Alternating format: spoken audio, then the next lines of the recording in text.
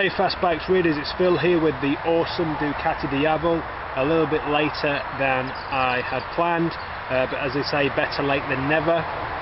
So I thought I'd better just give you a better look at the awesome Ducati Diavel, and believe me, this bike is absolutely awesome. It is phenomenal. It divides opinion, so I'm told, those people who haven't ridden it. Trust me, if you ride it, you will like it, you will want one. The looks, I genuinely believe it looks better in the metal than it does on camera. But the thing with this bike is its presence, and the detail on this bike is superfluous, it's second to none. This bike is in the stripe colour scheme, obviously because it's got the stripe running down the middle, and this particular one here has been adorned with all sorts of Ducati Performance bits and pieces. For example, we have the carbon fibre fly screen, the Ducati Performance reservoir caps. This one has also got carbon fibre radiator surrounds. We've got all the Ducati Performance caps on here. This one's got a carbon fibre hugger and chain guard. It's also got an optional extra wide seat with some nice detailing on the stitching. It's like an Alcantara suede material. We've got the Ducati Performance handlebar end caps. On this model, again, we've got another Ducati Performance reservoir cap and the various engine caps there. And obviously there's no getting away from the absolutely superb Turbiganoni carbon fibre silencer and exhaust. For me, on the Diavel, that's a must-have if you're speccing one up.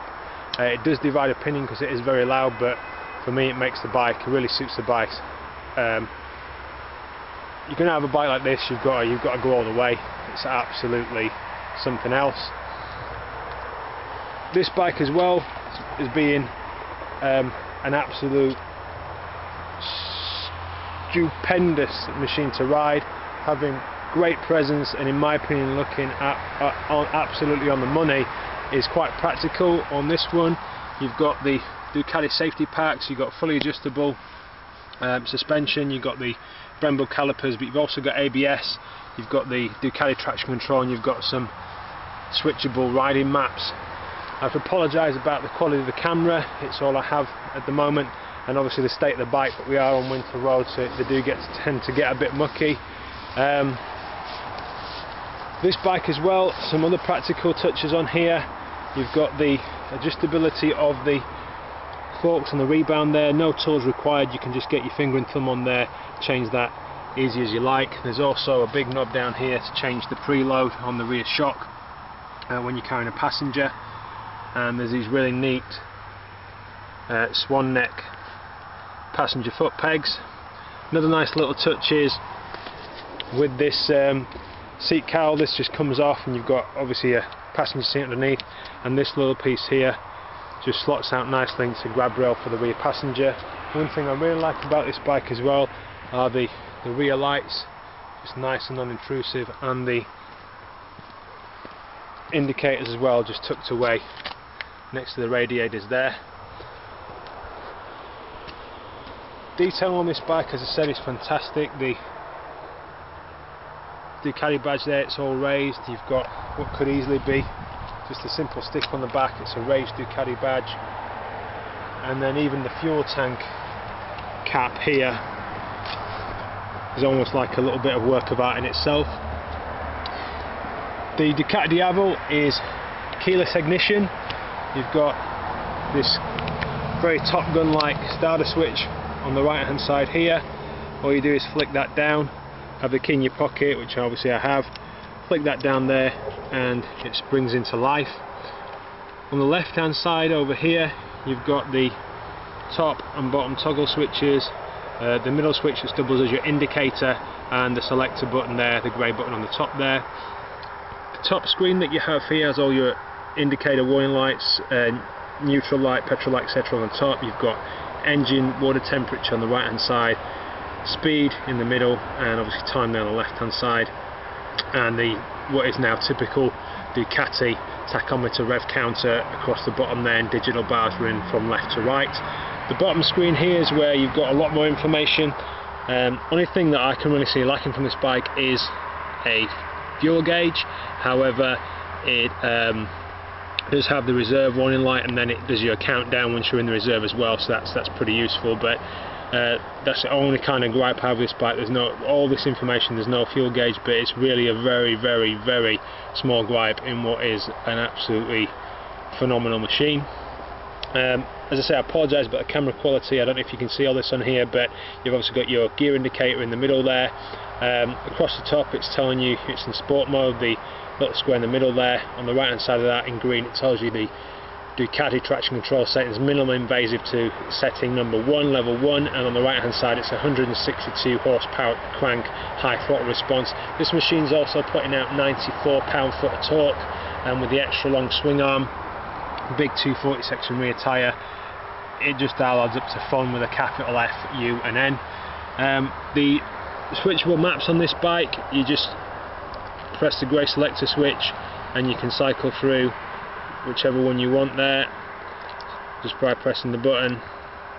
It'll go through the various ones, and you just hold the button down and it'll select that. The really clever thing about that is you can do it on the move at any speed. You just simply have to have a closed throttle. So if you're on the motorway and it starts raining, you can just simply close the throttle, select which riding map you need in a matter of seconds, and just carry on without having to stop or switch off at all. Other information you've got on here, on the top toggle switch I showed you earlier, changed the readout on the left hand side there. So at the moment you've got total mileage, switch to trip 1, trip 2 and back to total mileage. On the right hand side you've got average fuel consumption, current fuel consumption, the average speed of your journey since your last reset or filled up, trip time, and you have the air temperature. That does read a little high when it stood still. As you can see, it's nowhere near 30 degrees at the moment. I wish it was. It's more like 8 or 9 degrees. When you're on the move that does read correctly, but when obviously you stood still the engine gets a bit hot and does affect the reading, but as soon as you're on the move again that gives a lot more of an accurate reading. Behind all this you can change practically everything on here. You just hold the bottom toggle switch down for about 5 seconds and you can get in there various menu options here, so it'll give you a battery readout. You can change your clock settings, the units that you're using, turn the ABS on or off, change your RPM indicator, red light indicator. You can there's a lap timer in here you can use as well, so you can turn the ABS off, get to the track, turn the traction control off, and get the lap time on. And this bike really will hustle as well. It is a bit strange to get used to, as I say, but once you get your head around how it handles, you can really string the bends together. The main thing you change on here though is the one that's on at the moment, which is the riding mode, so you can switch with each riding mode throttle response, and you can switch the level of traction control you've got on. Just simply click that. So I'll change the sport one now. It's on default at the moment, but if we go into here, it's on minimal traction control, so I'm going to set that on to high traction control, so you can turn the traction control off there, or you can put it on from level 1 to 8. It is getting cold and it's a bit greasy, so we'll try it on level 8 and see if we can get that to cut in. So you just select that, goes to memory, hold the grey button down for a few seconds and it's memorised that, so we'll exit out. And in the middle there now it's got 162 high throttle response, level 8 traction control, Ducati traction control, DTC, and in the middle there it's saying sport, but it's changed it. I don't know if you can see, it's changed it to like a yellowy orange colour, just to let you know that it's not on a default setting, it's a setting that you've put in yourself manually. So as you can see, the Diavel is absolutely festooned with technology.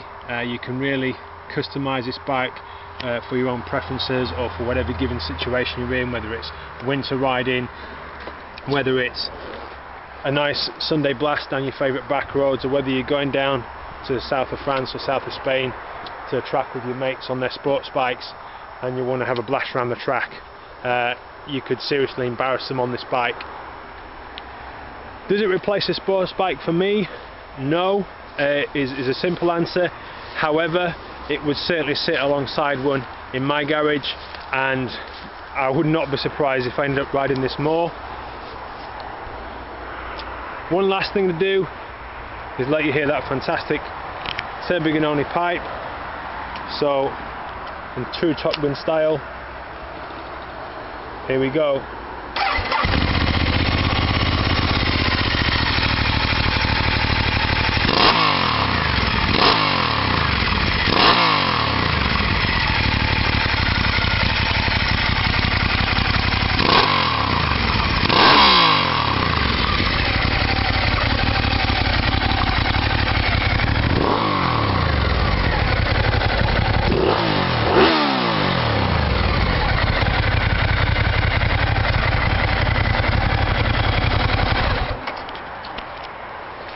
Ladies and gentlemen, I give you